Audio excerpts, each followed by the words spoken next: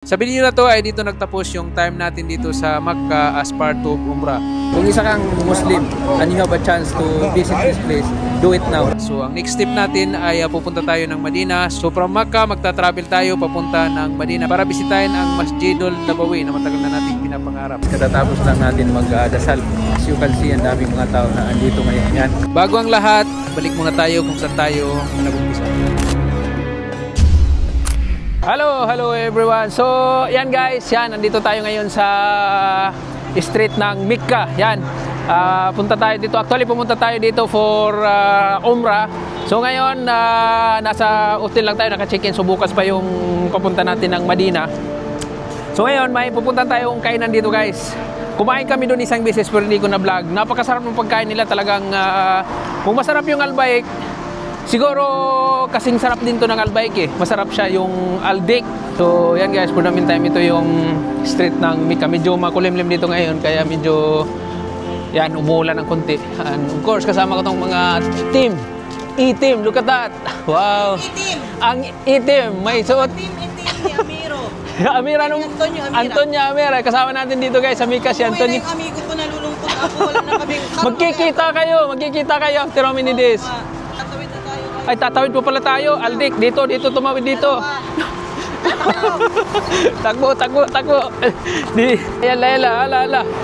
So, walang pedestrian dito. Oh, Aishan. Yan. So, yan guys. Ito na yon.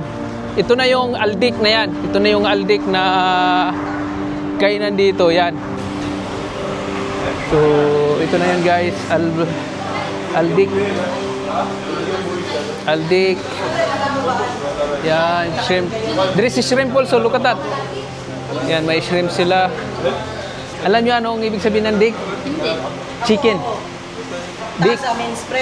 Ang aldik, chicken yun eh. Look at that, nakikita nyo yung street ng Mecca. Yan. Yung way dito, makaluma pa yung, it's mix of modern and lumang style. Lalo yung mga bahay na yung nakikita nyo. Remember us yesterday? See ma, remember? Yeah, so yeah. Wow, look at that. How's the food? Good? Very good. You know guys, you won't believe me, but like this chicken, it's not only cheaper, it's better taste than Dubai. So I really like it. Like the taste is very familiar. Crunchy. It's really crunchy. And juicy as well. I took my favorite part. What is that? Wing? Fresh na fresh eh. Alam mo, pag ginaganon mo kanina may yan, tingnan mo, buusok pa dahil kaluluto lang. Talagang fresh na fresh. Tingnan nyo yung manok mismo, talagang juicy yung ano eh. Ang advice ko sa inyo kung if you're planning to come to Mecca or I think any part of Saudi Arabia, try this Aldik. Aldik sa restaurant dito, talagang sure na sure hindi kayo magsisisi. Try nyo, napakasarap niya. Ready na yung mga gamit natin. Yan. Ang journey natin from Mecca to Madina nasa 4 or 5 hours siguro. So yan. Kaya tayo ng van, yung minivan na tinatawag. So yan.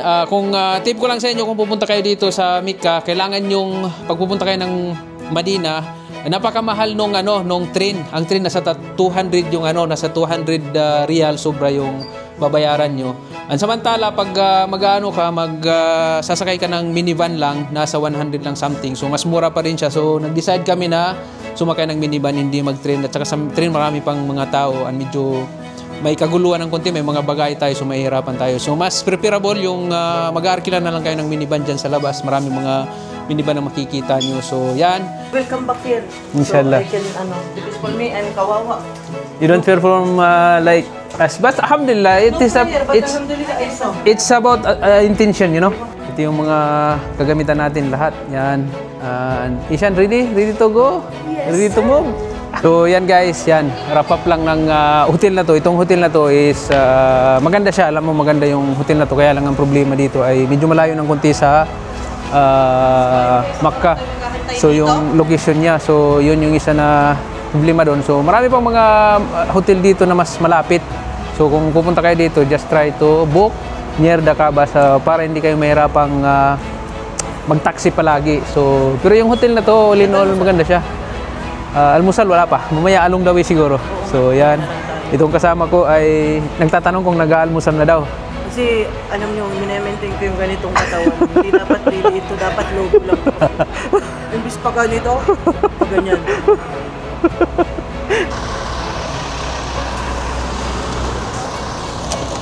Lagay mo na dyan. Oops. Salam, habibi. Good, alhamdulillah. Inshallah. Ito muna malaki. Ito sa inyo. Ihram, khalas. Class, huh? Finish now. Di na kay 5? Okay, sa ibabaw. Sa ibabaw na lang ng inyo at magka-size. Bismillah.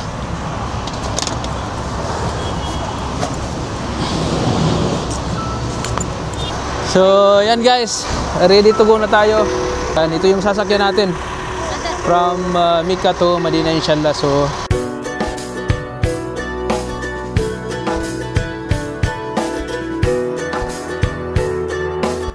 yan guys. Nag-stop tayo ngayon dito para bumili ng breakfast. Yan. Ito yung pagkain dito, shawarma. عندك شاورما بس ما تكون سبايسي؟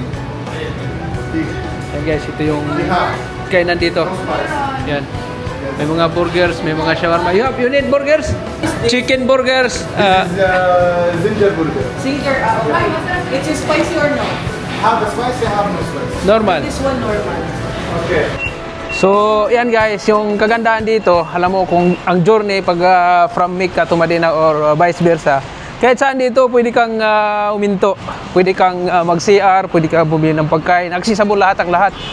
Accessible lang lahat. So, yun yung kagandahan sa lugar na to, I believe. Yan. So, at saka first time natin yung yung pumunta sa mga ganitong lugar. Talagang iba yung environment. Nakakita ka ng mga bundok, nakakita ka ng mga historic place, alam mo. So, yan guys, ito na yung shawarma na binili natin. Super laki niya eh, 10 reals. Pero talagang busog na busog ka na, siguro ilang inches to, napakalaki niyan. Hindi lang malaki, napakasarap. Yan. How's the shawarma?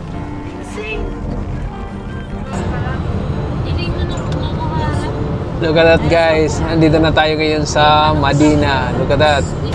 Yan, yung mga bahay dito, mga maliliit lang. Now we are in Medina now. This is Medina. So look at Medina. Yan.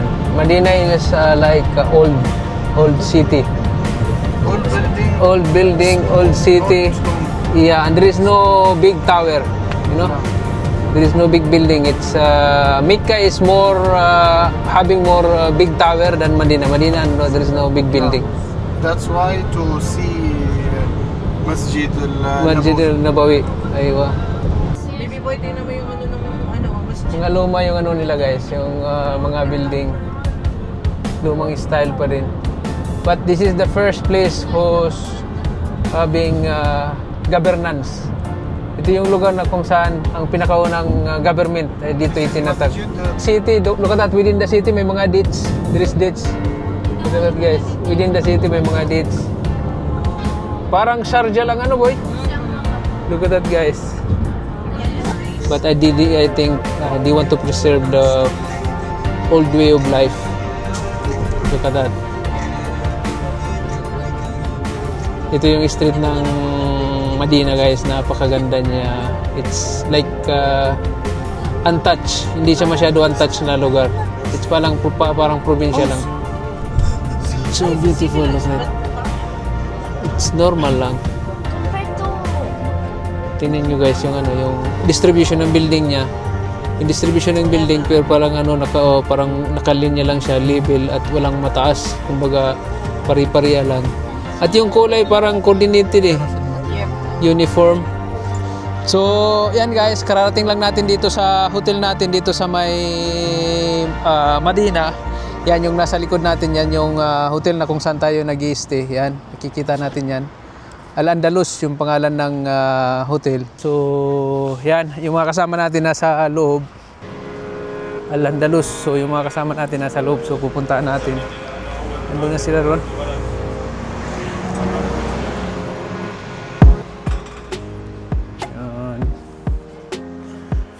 Ito yung mga yan, look at that. Parang mga malulungkot kayo, ahoy. Gutom pa ako. Ito, nagugutom. Parang iyak ka na kasi walang albay, ki. Mayroon man sana, puro kaliwa. Napalikuan. Sabi man, Bye-bye. Ang elevator nila parang ano ang ganda, maliit lang pero maganda, parang 311. So, yan guys, ito yung unang pasok natin sa hotel. Apartment hotel. Wow, look at that. So yan guys, ito yung hotel natin. Yan, napakaganda Look. So dalawang dalawang room, isang CR. Of course, kitchen, pwede tayo magluto dyan. Tingnan natin yung unang room dito, yan. Yung unang room dito, yan, may apat na bed. Look at that. So, napakaganda niya. And of course, as usual, may mga cabinet dyan. Cabinet. And may TV. Yan yung TV. And ito yung, of course, mirror on the wall. Look at myself. Look at that. I become fat.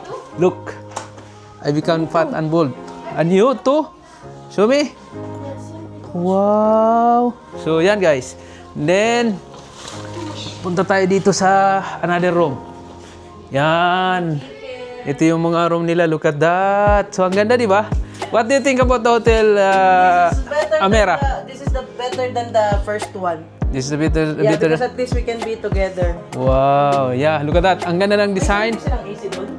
Ang interior design is beautiful. Look at that. The color is coordinated to each other. So, it's good in the eyes. And look at that. Let's see the bathroom itself. Wow, ito yung bathroom niya. Medyo maganda. Yan guys, ito yung bathroom niya.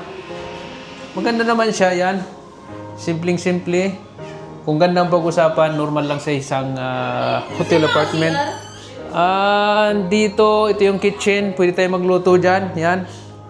Yan, so yan guys, mga 3 araw natin mag-stay dito. Ngayon, bukas, at the after bukas. So after that, uwi na tayo. So yan, lugar na yun. And once again, nagpapasalamat tayo because millions of Muslim all around the world ang gustong pumunta sa lugar na to para mag-perform ng Umrah. And we are one of those people na nabigyan ng chance, ng pagkakataon. And wala tayong pwedeng masasabi pa kundi maraming salamat na nabigyan tayo ng chance na yun. And once again, sa side nyo, kung kaya nyo, kung may pira kayo, may kakayaan kayo, yung health nyo, kaya nyo pumunta dito to perform Umrah, please do it. Alam mo, kakaiba yung pakiramdam. And this is something, the accomplishment na dapat nating i-celebrate. And because not of all has given a chance to perform this Umrah. So sa atin, maraming salamat. Nagpapasalamat tayo. And